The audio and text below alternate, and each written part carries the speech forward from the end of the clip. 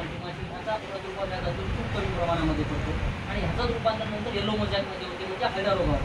तर आपण हे प्लॉट बघू शकता, आपल्या वसमत तालुक्याचा हा प्लॉट आहे.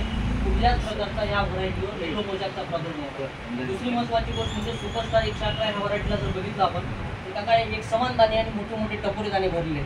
विशेष म्हणजे ह्या जातीला जेवढ्या झाडाला शेंगा लागतील त्याच्यातल्या 60 ते 70% दाणे हे 3 ते 4 सोले जास्ती जात आहेत. आपण ह्या व्हरायटीचे आपल्या बाजूला जिल्हा नांदेड जिल्हा असेल, या वसमत तालुक्यामध्ये हिंगोली जिल्ह्यात असेल तर अनेक गावामध्ये अनेक शेतकऱ्यांचे हे प्लॉट आहेत. तर आपण शेतकऱ्यांना हे जे आता कार्यक्रमाच्या माध्यमातून प्रत्यक्षरित्या पीक पाणी कार्यक्रमाच्या माध्यमातून अनेक गावागावात कार्यक्रम घेऊन लोकांना दाखवतो. ते सुपरस्टार 111 ह्या व्हरायटीला काय 93 रुपयात सिग्नल असल्यामुळं एखादी जमीन शेंदाड असेल, ज्या ठिकाणी पाणी साचते पाणी धरते त्या ठिकाणी सुद्धा शेतकरी खात्रीशीर हे बियाणं पेरू शकतात.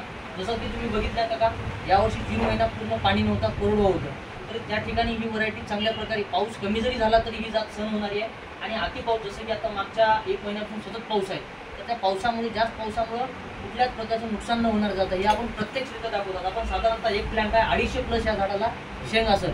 हे जे आपण आज तुम्हाला मार्केटला दाखवतो हे आपण प्रत्यक्षरित्या पीक पाहणी कार्यक्रमाच्या माध्यमातून गावागावात कार्यक्रम घेऊन 2-4 गावचे लोक बोलून त्या ठिकाणी म्हणजे शेतकऱ्यांना पीक पाहणी कार्यक्रमाच्या माध्यमातून दाखवतो. विशेष जर बघितलं तर ह्या व्हरायटीला जसं की आता टेम्परेचर वाढलं, शेतकऱ्याला काय अनावधानाने 4-8 दिवस लेट जरी झालं तर ही जात फुटण्याचा ताण सहन करणार आहे, म्हणजे दाना न तडकणार. याचं कारण असं आहे की ह्याचं जे आपण शेंग बघितल्या मोठी शेंग म्हणजे दाना असा मोठा आहे का टपोरे दाणे येतं आणि ह्या व्हरायटीचे आपण बघू शकता एक समान दाणे येते.